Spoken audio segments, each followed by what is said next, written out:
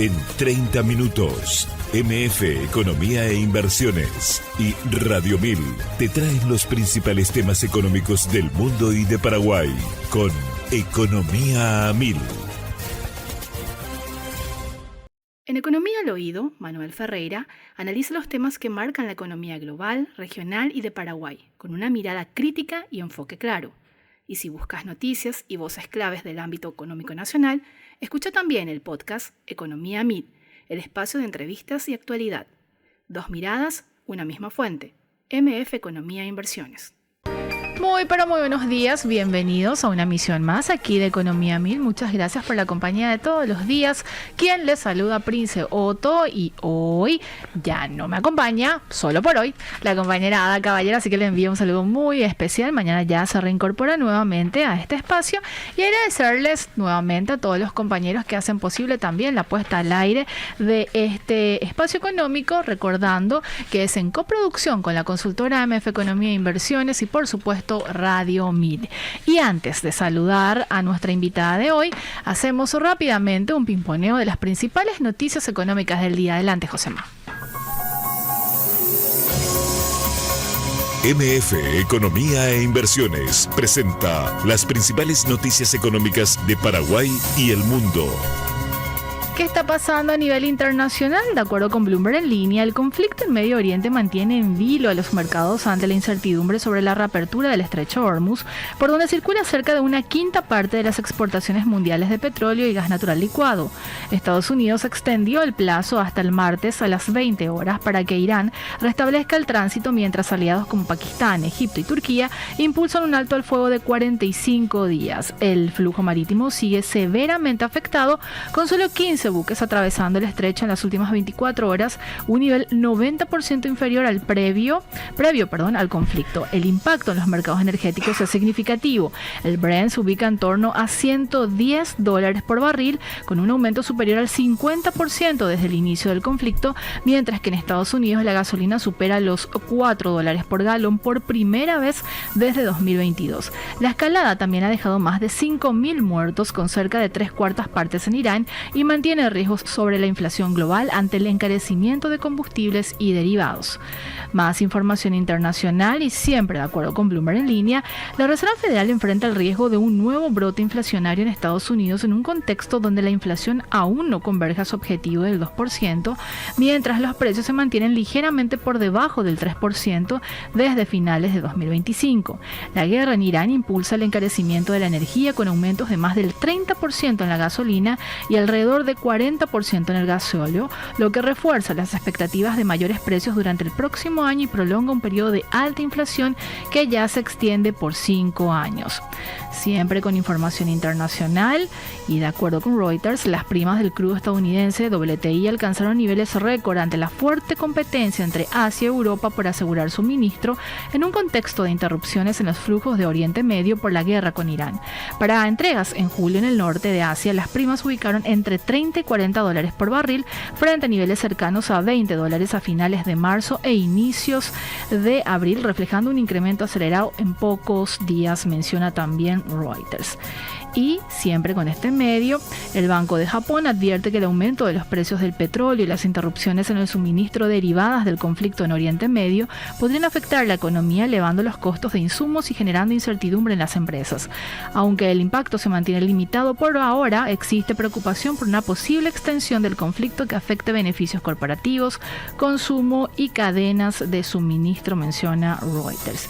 Y generando todo este conflicto en el Medio Oriente, una altísima incertidumbre a nivel internacional. Paraguay tampoco escapa de esta situación y ya se había reflejado de hecho en el precio de los combustibles, un producto altamente importante dentro de la canasta básica, así que se espera también que tenga su incidencia, su impacto en lo que va a ser la inflación también de este mes de marzo y obviamente abril, por la incidencia del aumento del petróleo a nivel internacional.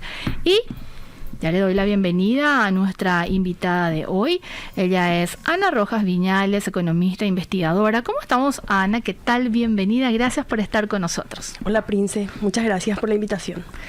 ¿Todo en orden? Todo en orden, todo muy bien. Muchísimo por compartir del último informe dado a conocer por el Instituto Nacional de Estadística INE. Sí, muchísimo y muy interesante también la información que se presentó el viernes antes de Semana Santa. Creo que fue el viernes. Y estuve revisando en estos días y encontré cosas así espectaculares para compartir contigo y con la audiencia. No tengo dudas de eso, Ana, por eso justamente la invitación, porque sos una conocedora del tema, de hecho tenés una especialización. Creo que tenés un doctorado también en temas vinculados a desarrollo y políticas públicas. Por la Universidad Autónoma de Zacatecas, México. Así que vamos a hablar a profundidad de lo que te apasiona también, que es obviamente los temas vinculados a pobreza y desigualdad. Así mismo.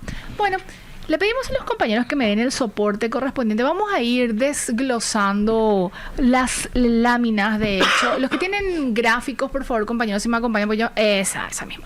Porque yo había compartido con los compañeros justamente el boletín completo del INE, Ana, sí, está bien. Porque tenemos ahí un insumo mucho más profundo de los datos. Sí, y además hay algunas cuestiones, algunos pequeños cambios metodológicos que hacen que cada vez se vaya afinando más y ajustando haciéndose cada vez más exacta la medición de la pobreza y los ingresos, la distribución de los ingresos en nuestro país con estos datos. Este informe Pobreza Monetaria y Distribución de Ingresos se presenta de manera anual por parte del INE, ¿o cómo funciona, Ana? Bueno, estos datos, antes de responderte esto, la encuesta permanente de hogares hasta el 2016 se aplicaba de manera anual. En el último trimestre del año se aplicaba la encuesta a un grupo seleccionado de hogares, y a partir de esos datos, de esos hogares, se calculaba la pobreza y la distribución de ingresos. El objetivo principal de la encuesta permanente de hogares es presentar datos de empleo, pobreza y desigualdad a partir de los análisis.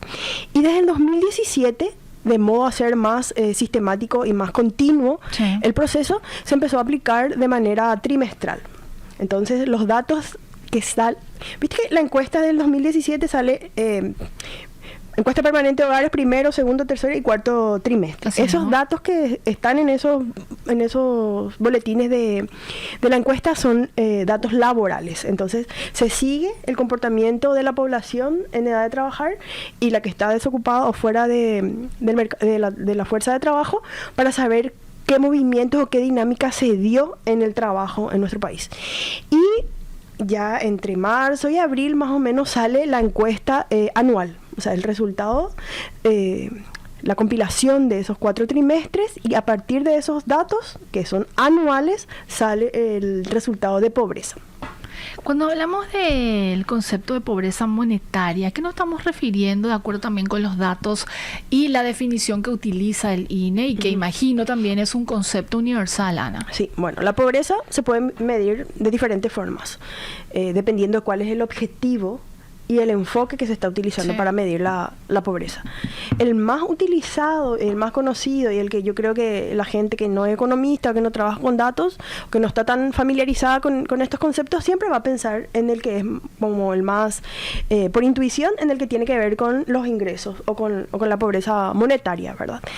Pero también se puede medir pobreza por capacidades, por la pobreza absoluta, la pobreza relativa, la pobreza multidimensional, que también creo que ya hablamos en algún momento acerca de la pobreza multidimensional, que también el INE hace un seguimiento y una medición cada año, desde el 2016. La pobreza monetaria lo que hace es, a partir de la definición de una línea de pobreza y de pobreza extrema, define qué personas o qué hogares están por encima o por debajo de esa línea. Y para calcular esa línea de pobreza se tiene en cuenta una canasta básica de consumo. ¿Cuánto costaría una canasta básica de consumo para una familia? Y en esa canasta básica de consumo están alimentos y otros bienes que no son alimentos. Por ejemplo, vivienda, transporte, salud, educación, etc. Si una familia o una persona no puede cubrir con su trabajo o con sus propios ingresos el valor de esa canasta de consumo, es pobre. Está por debajo de la línea de la pobreza. Y la pobreza extrema es una canasta de alimentos. La canasta de consumo tiene alimentos y otros bienes. Y la pobreza extrema es solo alimentos, es decir, que una persona o una familia no puede cubrir por sí mismo el valor de una canasta de alimentos. Y esa canasta de alimentos depende de los países, porque para cada país se determina cuál es el consumo proteico mínimo que una persona debería tener al día, por edad y también al mes. Y se promedia. Y de ahí se saca obviamente un costo. Y ahí es una cuestión interesante también que me gustaría aclarar y compartir con ustedes. Sí. Es que para calcular el valor de la línea de pobreza se recurre a dos fuentes. Por un lado, que es la canasta de consumo, que el INE tiene ya trabajado y probado, validado desde el 2011-2012, en que se aplicó una encuesta de ingresos y gastos, y ahí se determinó cuál era la canasta prototipo. Es un prototipo, claro. No significa que todos consumimos y compramos y deseamos los mismos bienes y servicios, ¿verdad? Pero es como el promedio de lo que consume una familia en Paraguay. Por un lado está esa canasta que ya está trabajada, validada y estandarizada, y por otro lado esa canasta, el valor monetario de esa canasta se saca del IPC, es decir, se actualizan los datos con los datos del Banco Central del Paraguay, ¿verdad? Entonces una misma canasta puede que año tras año, inclusive entre trimestres, si se toma en cualquier momento del año cuánto está la inflación, va a ir variando. Clarísimo, Ana. Y avanzamos en esta presentación porque me parece que ya va en línea de lo que estabas mencionando y exponiendo. La siguiente, por favor, compañeros, la que aparezca con un cuadrito, ahí, esa. Si podemos hacer un zoom ahí abajo, por favor, la que tenemos.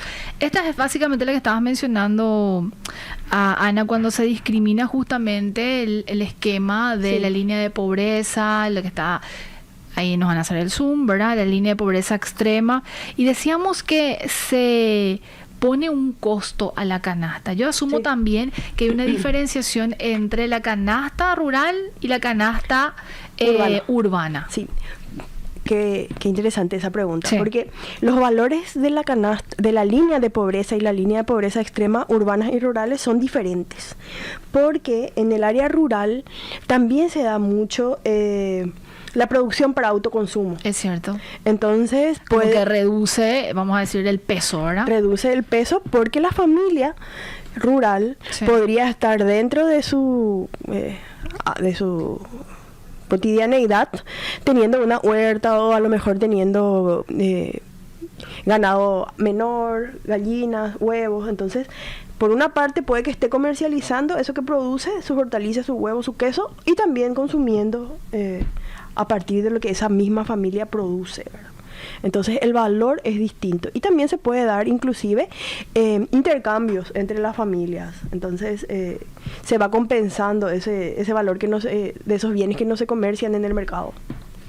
Y acá le compartí un cuadro a los compañeros cuando puedan subir y darnos el soporte, pero de momento podemos compartir igual aquí, Ana. Tengo acá los valores mensuales en guaraní, también tengo entendido que tenés justamente discriminado de la línea de pobreza extrema y pobreza total por área de residencia, y obviamente tiene que haber una variación de año tras año por una cuestión ahí que mencionabas de actualización por IPC y también por lo que tiene de metodología el INE, y hay una medición desde el 2022 hasta lo que se tiene, que es el 2025, y hay un aumento obviamente en la canasta tanto de lo que se considera la línea de pobreza extrema urbana, la pobreza total urbana, rural, extrema y total. Sí. Si tuviéramos que contarle a la gente de cuánto es la canasta de la pobreza, de los que están dentro de la pobreza extrema, la línea de pobreza extrema en el área urbana, ¿cuánto es, Ana? En el área urbana. Sí. En el área urbana, la pobreza extrema, o sea, una persona estaría en condición de pobreza extrema si al mes no pudiera alcanzar el valor de 412.618 guaraníes. O sea, si durante el mes que trabaja, que hace alguna changa, que recibe algún subsidio o alguna ayuda puede ser remesa o del Estado, que no alcance 412.618 guaraníes en el área urbana, podemos considerar que esa persona está en pobreza extrema. Porque se supone, Sí. con los valores que hablamos de la canasta de consumo de alimentos y los valores actualizados con el IPC del Banco Central del Paraguay, que lo que va a consumir en valor proteico y calórico debería alcanzar 412.000 guaraníes. Y justamente estamos viendo ahí, quiero hacer un cálculo rápido, si me permitís, Ana, 412.618. Esto lo puedo dividir entre 30 días, ¿cierto? Sí. Va a ser aproximadamente 13.000, 14.000 aproximadamente por día. Y estamos hablando per cápita, o sea, por persona. Y acordate que, sí, por persona. Sí. Por día. Sí. Y acordate que se supone que una persona, o lo que se esperaría, el ideal es que una persona tuviera 3 alimentos por Totalmente. día, 3 comidas. Totalmente. Entonces, esos 14.000 serían aproximadamente 3.500, 4.500 Por comida. por comida. O sea, Sí. es imposible eso. A No, ser que totalmente. coma, no sé. No, pero No igual, es así. haciendo tu cálculo de lo más básico de alimentos, por decir alimentos, no te alcanza. No. Y esto es pobreza extrema en el área urbana, pero en el área rural es mucho menos, Ana, considerando lo que ya también mencionaste y explicaste. Sí, 376.000 es 816, que serían aproximadamente 12.000 guaraníes por día. Sí. Y Esa es la cara de la pobreza extrema, Ana. Sí, y es una... Yo también estaba mirando con Sí. los valores del año pasado y la pobreza extrema, o sea, las dos pobrezas, la pobreza total y la pobreza extrema disminuyeron de manera importante. Pero la pobreza extrema y la pobreza total son todavía altas y casi el doble de lo que representa en el área urbana. Que vamos a profundizar también, obviamente, Sí. más adelante. Y antes de pasar, a Sí. mí lo que me gustaría también comentarles es que hasta el 2000... En el 2022 se hizo el censo. Sí. Y cuando se presentaron los resultados del censo en agosto del 2023, hubo como una polémica porque las proyecciones decían que nosotros íbamos a ser 7.400.000 personas aproximadamente, y al final el censo nos mostró que somos 6.109.000 aproximadamente, en ese momento, ¿verdad? Sí. Bueno, entonces lo que pasó fue que las proyecciones con las que se estaba trabajando hasta ese momento no tenían consideración o no estaban actualizadas como para ajustar a los resultados que efectivamente salieron. Entonces, ¿por qué importa este dato? Porque para las encuestas, como sabemos, las encuestas se realizan sobre una muestra de la población, no es universal. Así Los es. resultados después se extrapolan al universo. Los datos del censo y las proyecciones del censo, de ahí salen el factor de ponderación con el cual se proyectan los datos de la encuesta. Y a partir del año 2022, que tenemos los nuevos resultados del censo, se ajustó el factor de ponderación. Entonces, estos resultados de pobreza del año 2025 son comparables, así tal cual directamente, desde el año 2022. O sea, Por eso es que se ve en esa tabla que compartimos 2022 y no años no anterior. anteriores, claro. Yo creo que lo que va a pasar, porque siempre Sí. sucede, es que el INE va ajustando sus proyecciones Hacia atrás. pero hoy, así como están los resultados de pobreza, nosotros lo que podemos hacer es comparar directo hasta desde el año 2022 al año 2025. Clarísimo, Ana. Este otro dato que me gustaría antes de irnos al corte, hablábamos de la línea de pobreza extrema, ¿verdad? Y urbana, rural, pero también hay una línea de pobreza total cuando le ponemos valores también Sí. a la canasta. Ahí entran, por ejemplo, viviendas, en el caso que, por más que vos vivas en tu casa propia, Sí. cuando vos haces tu presupuesto, vos tenés que considerar cuánto estarías pagando si tuvieras que pagar alquiler, ¿Cierto? ¿verdad?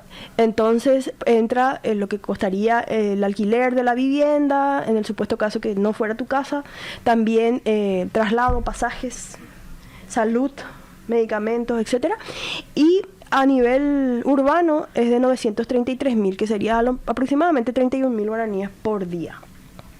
Es lo que una persona, si una persona percibe menos de 31.000 guaraníes por día, podemos considerar que esa persona es pobre. Y en el área rural es de aproximadamente 681.000, casi 682, casi 682. 600, han de ser aproximadamente 22.000 guaraníes por ahí al día, lo que debe contar una persona para Igual haciendo esa relación que hiciste de dividir por 3 comidas, básica, sí. En el área rural sería aproximadamente 6.500 guaraníes, más o menos. Sí, claro. Y en el área urbana sería aproximadamente 7.000, por ahí. Igual es poco. Perdón la pregunta, Ana. No sé si llegaste a hacer una relación con algunos países de la región de estos datos, porque cuando uno ve y hace simplemente ese ejercicio de dividir por 3, dice, no, esto es imposible. Entonces, el INE se supedita a una metodología internacional, asumo también, ¿verdad? Sí. Para sacar estos cálculos, hacer los cruces, etcétera, y tiene que tener una similitud también a lo que ocurre en otros países, pese a que las economías de otros países son diferentes a las que nosotros tenemos. Para eso, el Banco Mundial estableció la línea de pobreza extrema, que habla de los $2,5, 1,3 creo que es. Entonces, a partir de que los países reportan sus resultados en sus monedas, seguramente todos ponen en sus monedas, el Banco Mundial, o seguramente tienen un departamento, quizás en la CEPAL también, y establece como parámetro de paridad de poder adquisitivo el valor del dólar. Entonces ahí definen cuáles son las poblaciones que tienen menos de $2,5 por día, y creo que era 1,3 o 1,6 el de pobreza extrema. Ana, tenemos que hacer nuestra primera pausa y a la vuelta vamos a profundizar en los datos de la evolución que ha tenido justamente la pobreza en Paraguay. Se redujo, mencionabas también que se hace una discriminación de pobreza extrema, pobreza total, cómo se ha comportado, porque también hubo un cuestionamiento muy fuerte con respecto a esos datos y si realmente reflejan la realidad de la población, pero son datos oficiales dados a conocer por el Instituto Nacional de Estadística que estamos compartiendo también aquí en Mesa. Y otra parte que me gustaría profundizar contigo en algún momento, porque vamos de hecho a tocarlo, es ese cuadro donde se habla de la estructura de los ingresos. ¿Qué realmente, por dónde provienen estos ingresos que generan las familias? ¿Del trabajo, de la ayuda familiar, de las remesas, de la asistencia estatal, o de dónde vienen estos ingresos que también declaran las familias? ¿Te parece? Dale, me parece bien. Hagamos nuestra primera pausa y a la vuelta seguimos conversando con Ana Rojas Viñales. Seguís escuchando Economía Mil. Es momento de compartir brevemente noticias vinculadas a las economías de la región, y para ello nos trasladamos hasta Argentina, porque de acuerdo con Bloomberg en línea, el mercado automotor argentino registró 48.972 vehículos patentados, con un aumento de 1,2% interanual y de 16,5% respecto a febrero, lo que muestra una leve mejora en la actividad. Sin embargo, en el acumulado del primer trimestre se contabilizaron 157.400 unidades, con una caída de 3,1% frente al mismo periodo de 2025, manteniendo el sector en terreno negativo pese al repunte mensual. De Argentina nos vamos hasta Brasil, porque de acuerdo con la Agencia Brasil, la producción industrial de ese país avanzó 0,9% de enero a febrero de 2026, registrando su segundo crecimiento consecutivo y acumulando una expansión de 3% en el año. El nivel de actividad se ubica 3,2% por encima de febrero de 2020, aunque permanece 14,1% por debajo del récord de mayo de 2011, en un contexto de recuperación tras las caídas observadas en los últimos meses de 2025. Seguimos en compañía de nuestra invitada de hoy, ya es Ana Rojas Viñales, economista, investigadora. Ana, con respecto a estos datos que estamos compartiendo del INE sobre la pobreza monetaria y la distribución de ingresos, nos adentramos básicamente ahora en el caracú del tema, en el punto central, porque cuando estamos hablando de pobreza, los datos del INE muestran una reducción del nivel de pobreza en Paraguay, y si pudiéramos de alguna manera hacer una recapitulación brevemente de cuando estamos hablando de la pobreza total y bueno, de la pobreza extrema también, y cómo se compara este 2025 con respecto al 2024, si hubo realmente una reducción, y de los hallazgos que también mencionaste en algún momento, Ana. Sí, los datos muestran que comparando con el año 2024 y con este nuevo factor de ponderación ya ajustado con las proyecciones del año 2022 del censo, que efectivamente hubo una disminución de la pobreza total de 3,6 puntos porcentuales. O sea, se pasó de tener 19,6% de nuestra población en condición de pobreza a nivel país, bajó a 16% de la población. 2024-2025. Sí, que son aproximadamente 231.000 personas salieron de la pobreza entre el año 2024 y 2025. Clarísimo. Y en el área urbana, siempre la pobreza y la pobreza extrema en el área urbana es menor que la pobreza total, pero es menor que la pobreza total, y la pobreza rural es mayor que la urbana y que la total también. No sé si me enredé. Se entendió. Bueno, y en el área urbana, la pobreza del año 2024 era 16,9% y bajó a 13,6%. Ahí hubo una reducción de 3,3 puntos porcentuales, que son aproximadamente 140.000 personas. Y en el área rural, la pobreza era en el año 2024 de 26% y bajó a 22%. Ahí hubo una disminución de 4 puntos porcentuales, 78.000 personas aproximadamente. Entonces, en las 3 desagregaciones de las que se tiene información, efectivamente hay disminución de la pobreza y la pobreza extrema. Y una cuestión que se nos pasó también mencionar es que esta encuesta, la del año 2025, es representativa a nivel país, a nivel urbano, rural y también para 15 departamentos de nuestro país. ¿Por qué se excluye? Ese es un buen punto, Ana, porque justamente hay una nota, sí, y dice que se excluyen determinados departamentos, me parece, y confirmo y comparto ciertamente también las declaraciones de Manuel Ferreira. Dice, son departamentos relativamente importantes y se terminan excluyendo, hasta creo que pueblos indígenas. Sí, si se fijan, las personas que en algún momento recurran a los datos de las encuestas, siempre está como observación: no se incluyen los departamentos Boquerón y Alto Paraguay, comunidades indígenas y viviendas colectivas. No incluye a los trabajadores domésticos sin retiro. De la población indígena de los departamentos sí te puedo comentar, porque en una reunión que tuve con expertas del INE habíamos conversado al respecto, pero esto de los trabajadores domésticos sin retiro es nuevo. Eso no lo había visto antes. Bueno, y la información que habíamos mantenido en una reunión técnica que habíamos en la que habíamos participado, se mencionó que los datos, una vez recogidos, suponiendo que se recojan de todo el país, inclusive las poblaciones indígenas, no tiene, sin desmerecer la importancia que tienen estos departamentos y estas poblaciones, los resultados relativos no varían demasiado. O sea, el resultado de pobreza y de pobreza extrema no va a modificarse mucho.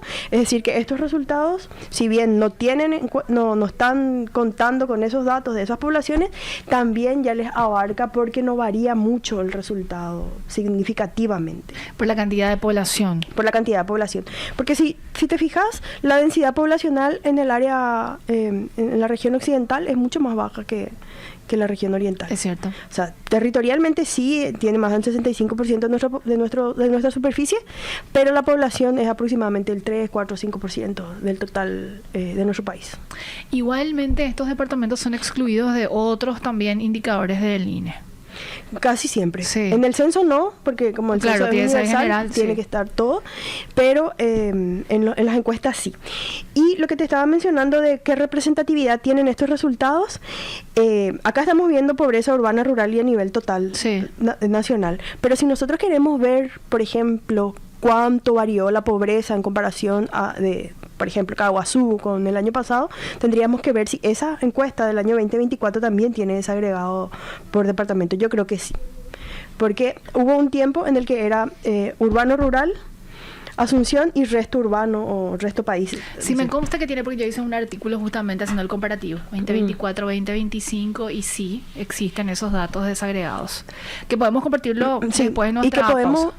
Sí, creo que está en el año 2024, pero tenemos que ver desde cuándo otra vez. Eso sí me declaró. Porque hubo una época en la que era urbano, rural, unos pocos departamentos, y después decía resto país. Ana, le pedimos a los compañeros, por favor, la placa número 4. Acá seguimos profundizando en los datos del INE sobre la pobreza. Muy interesante, por cierto, las aclaraciones, Ana. Te preguntaba justamente antes de irnos al corte sobre la estructura de ingresos, o como le llama el INE en su título, promedio de ingresos mensuales, de cuál es la fuente de ingreso de las familias paraguayas, Ana. Y le pido, por favor, los compañeros, el soporte del último gráfico que les envié. Muchas gracias. Si pueden hacer un poquitito de zoom, les agradecería para mejor visualización. Y ahí justamente estamos viendo si le pueden poner zoom. Sí, vamos a un zoom. Muchas gracias. Aquí que tenemos, Ana, para que la Vamos gente a ver, está escuchando y también viendo. Este creo que es el 4. Veamos el 4 y después el 5. Tengo solo esa. Bueno, les voy a explicar el 4 y el 5. Sí. Creo que este luego es... Bueno, por ejemplo, Sí. cuando los encuestadores y encuestadoras del INE se van a tu casa, suponiendo que en tu casa tu casa es seleccionada para participar de la encuesta, te van a preguntar Sí. de dónde provienen todos los ingresos que se perciben en tu hogar. Clarísimo. A vos, a tu marido y, bueno, tu hijo no tiene seguramente ingresos, a lo mejor está incluido, si está en un colegio público, a lo mejor estaría incluido en lo que tiene que ver con hambre cero, con alimentación escolar. Entonces, cuando se pregunta sobre los ingresos, se pregunta primero los ingresos laborales.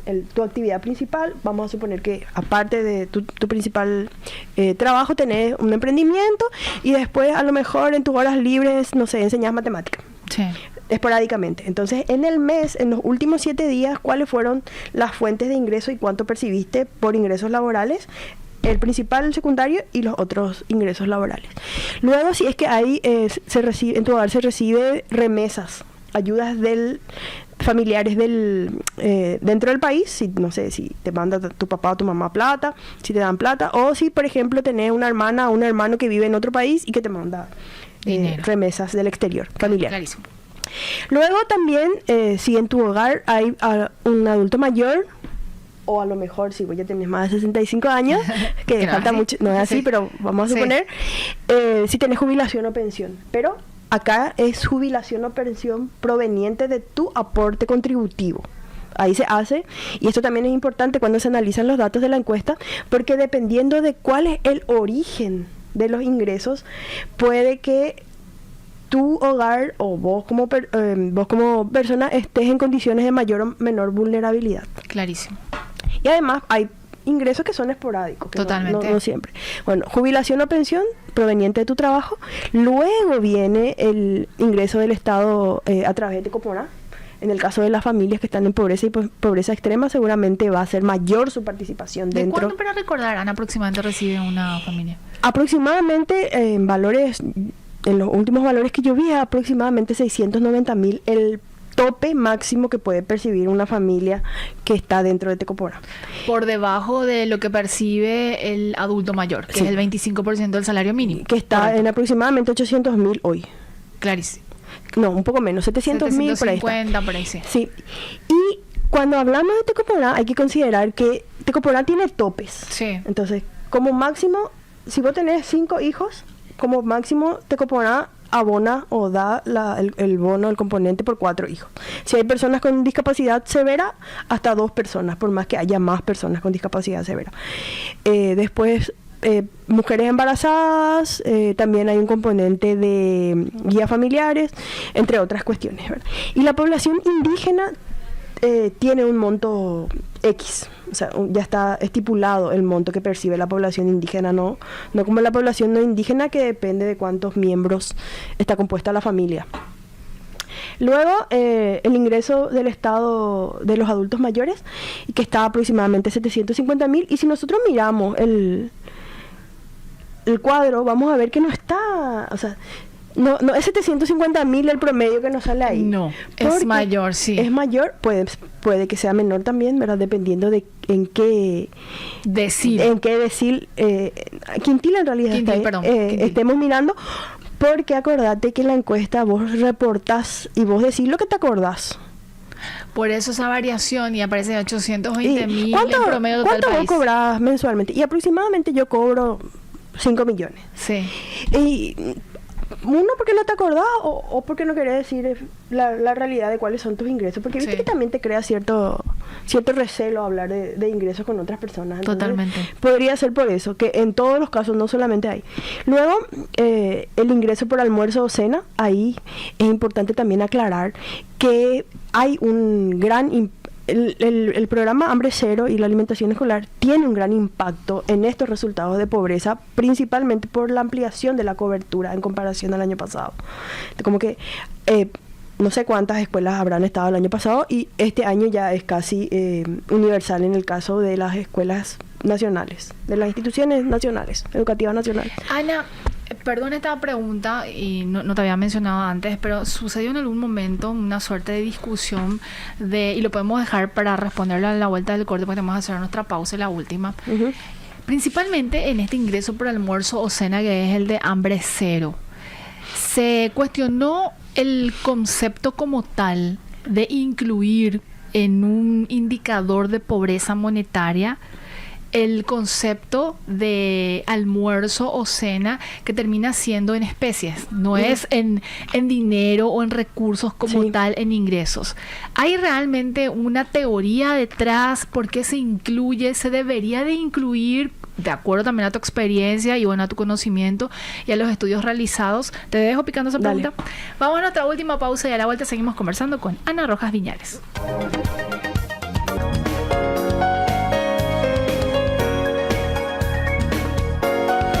Escuchando Economía 1000 y gracias por la compañía. Estamos junto con Ana Rojas Viñales, economista e investigadora, hablando sobre los datos de pobreza dados a conocer recientemente por el Instituto Nacional de Estadística.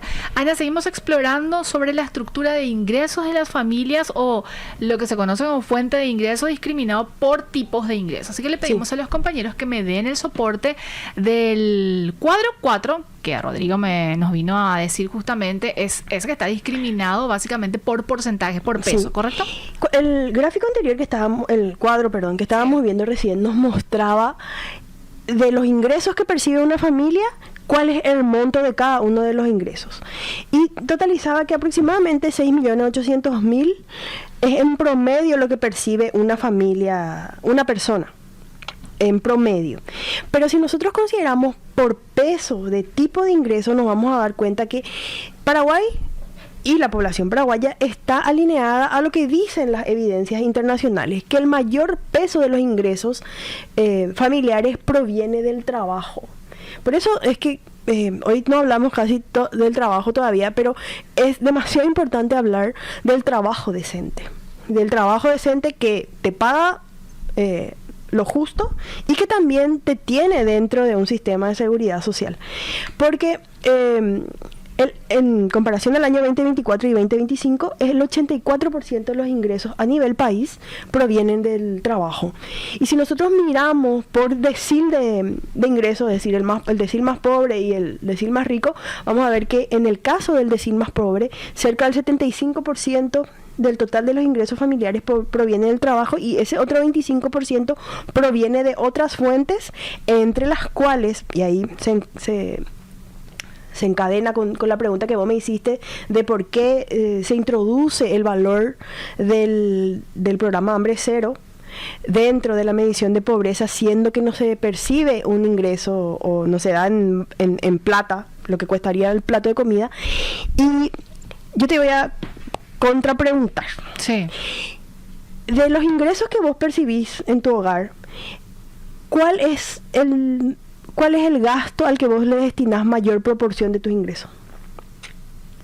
Ahí te iba a responder con otra pregunta, pero no te preocupes. En general está partido, ¿verdad? Es distribuido entre alimentos y, bueno, otras cosas. Bueno, pero ahí hay una teoría, Ana, y corregime vos, que vos sos especialista. Ahí hay una teoría. Sí. Lo que pasa es que las personas en general, en primer lugar, sin considerar cuál es nuestro nivel de ingresos, exacto, están las necesidades básicas: salud, alimentación, albergue, protección, techo, etcétera. Entonces, una familia o una persona, de acuerdo a su nivel de ingresos, destina más o menos alimentos y otros bienes. Pero vamos a suponer que nosotras estamos en el nivel de extrema pobreza. En el 20% más pobre de la población. En el 20% más pobre de la población de Paraguay. ¿Qué es lo que nosotras primero vamos a querer cubrir?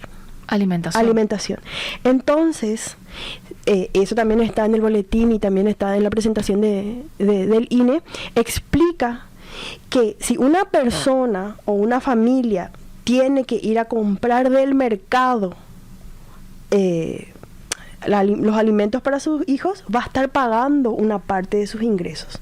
Entonces, se tiene que valorizar cuánto le costaría comercializar o comprar del mercado para que sus hijos puedan alimentarse, o los niños, adultos, adolescentes, etcétera.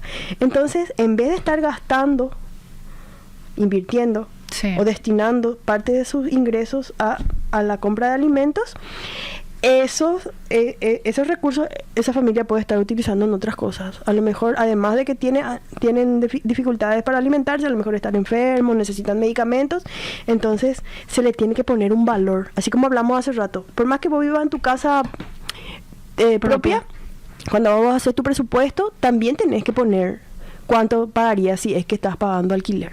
Es decir, el costo de oportunidad que te implica estar participando de este programa u otros programas del Estado. Y obviamente cuando se considera este programa de hambre cero, se aplica a solo determinadas familias, no al total claro. No sé, no estoy tan adentrada en el programa hambre cero, pero los otros programas sociales, como por ejemplo Tecopona en la pensión de adultos mayores, si bien ya son universales hoy, tenían criterios de focalización y gradualidad para implementarse. Entonces se empezaba a implementar en los departamentos y distritos más pobres, con mayores niveles de pobreza, y se iba, una vez que se cubrían esos territorios o poblaciones, se pasaban a otros. ¿Y por qué era importante eso con la proporción que implica dentro del nivel de ingresos de las familias? Porque, por ejemplo, en los hogares más pobres, en el decil más pobre, el ingreso por almuerzo escolar representa el 2,1% del total de los ingresos. En cambio, para el quintil más rico es el 0%. Porque habrá seguramente algunos errores de inclusión y exclusión, pero es el 0%. Es decir, que la población que está en el quintil o del decil más rico no va luego a estar participando de estos programas, pero puede ser. Claro. Ana, me gustaría compartir estos datos antes de cerrar el programa, y ya lo mencionabas, el tema del promedio de ingreso familiar disponible, y decías un poco más de 6.800.000 guaraníes. Uh-huh. Si tuviéramos que hacer esta especificación de la brecha del 20% más pobre y el 20% más rico, ¿cuánto sería en el sentido de cuánto está percibiendo el promedio del 20% más pobre? Bueno, el ingreso familiar disponible es el total de los ingresos que percibe un hogar. Clarísimo. Estaban los ingresos laborales, ingresos por jubilación y pensión, los programas sociales, otros ingresos, etcétera. Y en promedio, el quintil más pobre estaría percibiendo aproximadamente 2.300.000. Acordate que cuando hablamos del promedio del país era 6.800.000. Correcto. Y en el caso del quintil más rico, estaría percibiendo aproximadamente 13.155.000. Es decir, que hay el quintil más rico estaría percibiendo aproximadamente 4 veces más del ingreso que percibe el quintil más pobre. ¿Esta brecha se fue achicando o es una dinámica que se viene viendo desde hace varios años, Ana? Es una dinámica que va disminuyendo, pero es una dinámica que se sigue, que persiste en el tiempo con una disminución muy, muy lenta.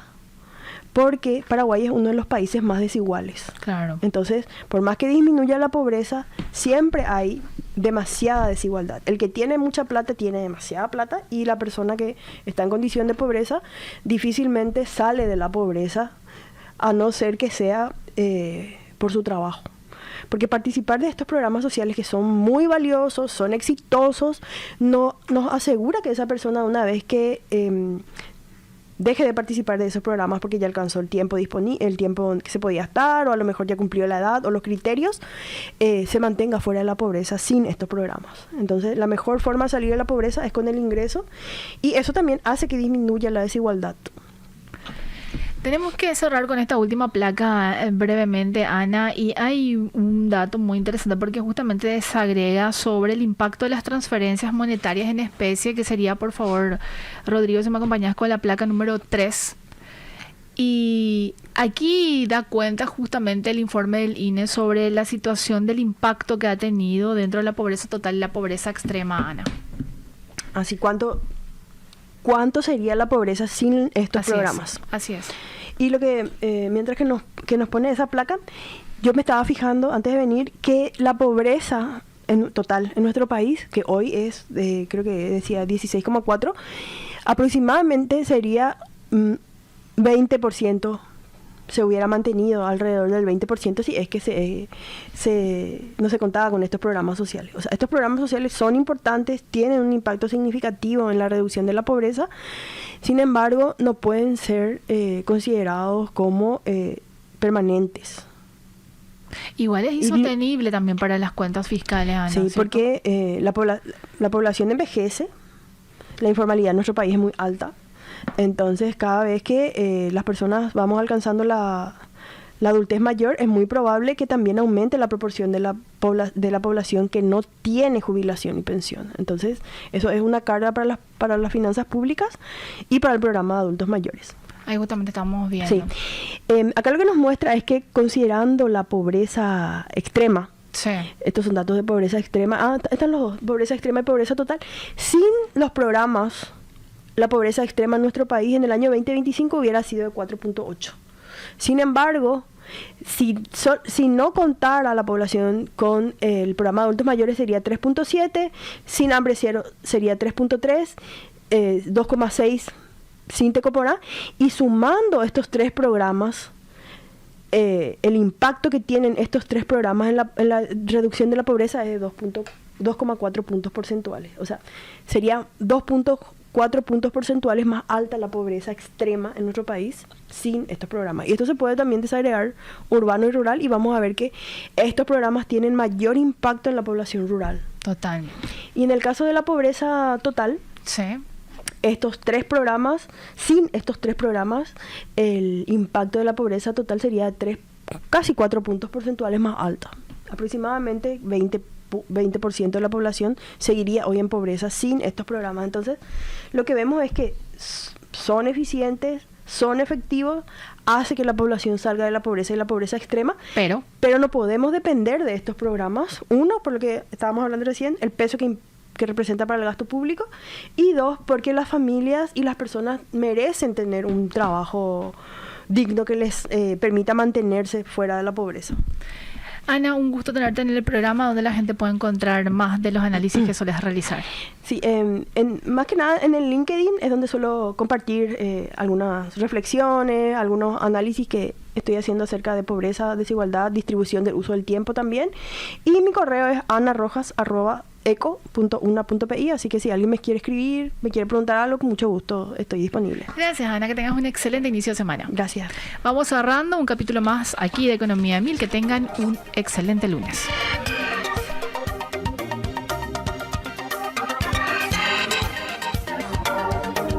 Economía a 1000 fue presentado por